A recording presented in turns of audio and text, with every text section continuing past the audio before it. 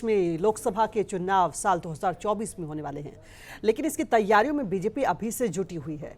राष्ट्रीय अध्यक्ष जेपी नड्डा ने संसदीय बोर्ड के नए सदस्यों का ऐलान कर दिया, जिसमें कई नए चेहरों को एंट्री मिली है तो कई को बाहर का रास्ता दिखाया गया। और अगर हरियाणा के लिहाज से बीजेपी के इस फैसले को देखें तो सुधा यादव को संसदीय बोर्ड में मिली एंट्री राव इंद्रजीत के कद को कम करना बताई जा रही है। एक रिपोर्ट।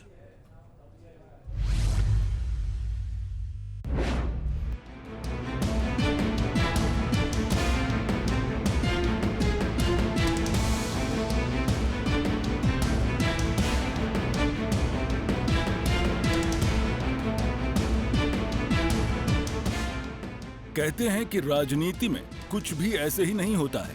पार्टी नेतृत्व के हर फैसले के पीछे कोई ना कोई बड़ी वजह होती है।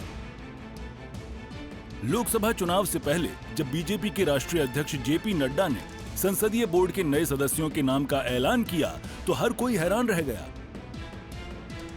किसी को उम्मीद नहीं थी कि गडकरी और शिवराज सिंह चौहान जैसे कद्दावर नेता संसदीय बोर्ड से बाहर हो जाएंगे। लेकिन बीजेपी अपने चौंकाने वाले फैसलों के लिए ही जानी जाती है और इस बार भी वैसा ही हुआ है। बीजेपी के 11 मेंबरों वाली इस संसदीय बोर्ड में हरियाणा से सुधा यादव को एंट्री मिली है। देखिए, स्वाभाविक रूप से बड़ी जिम्मेवारी मिली है, जिसके लिए मैं अपने केंद्रीय नेतृत्व का, आदरणीय प्रधानमंत्री जी का, माननीय नड्डा जी का और सम्मानीय अमित शाह जी का आभार व्यक्त करती हूँ कि उन्होंने मुझे इस जिम्मेवारी से नवाजा है और जो उन्होंने अपेक्षाएं मुझसे करी है, जो विश्वास मुझ में जताया है, इस पर मैं खरा उतरने का पूरा प्रयास करूँ। जानकार मानते हैं कि बीजेपी का ये फैसला गुरुग्राम से सांसद राव इंद्रजीत को ध्यान में रखकर लिया गया है। दरअसल राव इंद्रजीत खुद को अहिरवाल का सबसे बड़ा नेता मान बैठे हैं और समय समय पर ऐसी बयानबाजी करते हैं जिससे प्रदेश बीजेपी के लिए मुश्किलें खड़ी हो जाती हैं। यही वजह है कि भले उन्हें केंद्र में मंत्री बनाया गया हो, लेकिन प्रदेश बीजेपी में उन्हें कभी पसंद नहीं किया गया। लेकिन अब बीजेपी ने अपने इस फैसले से राव इंद्रजीत को साफ संदेश देने की कोशिश की है कि अब पार्टी उनके आगे झुकने वाली नहीं है। इतना ही नहीं, राव इंद्रजीत की राजनीति को कांग्रेस भी बखूबी समझती है। कांग्रेस में अहीर के सबसे बड़े नेता माने जाने वाले कैप्टन अजय यादव ने राव इंद्रजीत को निशाने पर लिया है।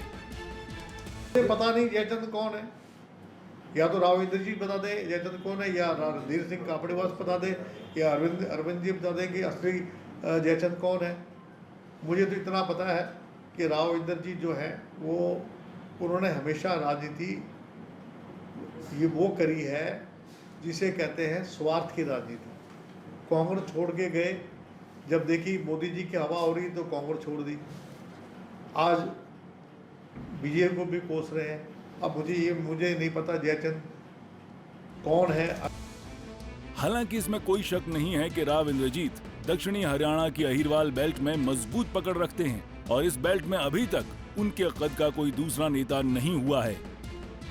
और इसी दम पर राव इंद्रजीत बीजेपी को चुनौती दे रहे थे, लेकिन बीजेपी ने अब इसका काट सुधा यादव के रूप में निकाल लिया है।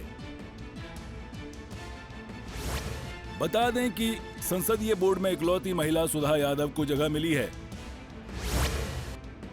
अहिरवाल बेल्ट में पड़ने वाले रेवाड़ी जिले की रहने वाली हैं सुधा यादव।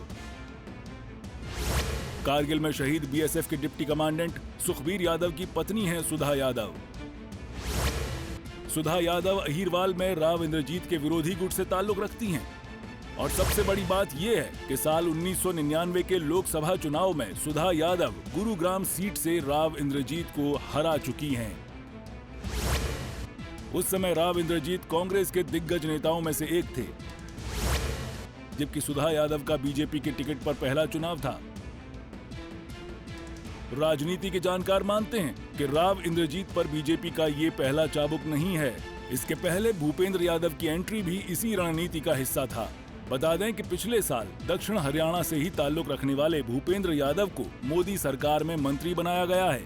भूपेंद्र यादव राजस्थान से बीजेपी के राज्यसभा मेंबर हैं और नरेंद्र मोदी के साथ साथ केंद्रीय गृह मंत्री अमित शाह के भी खास हैं। भूपेंद्र यादव मूल रूप से गुरुग्राम के रहने वाले हैं और केंद्र में मंत्री बनने के बाद उन्होंने गुरुग्राम में आवास बना लिया है। राव इंद्रजीत और भूपेंद्र यादव के बीच की दूरियां भी जग जाहिर हैं और यही वजह है कि राजनीति की समझ रखने वाले ये मानते हैं कि हरियाणा में इतने बड़े कद के दूसरे नेता होने के बावजूद सुधा यादव को बीजेपी संसदीय बोर्ड में जगह मिली है।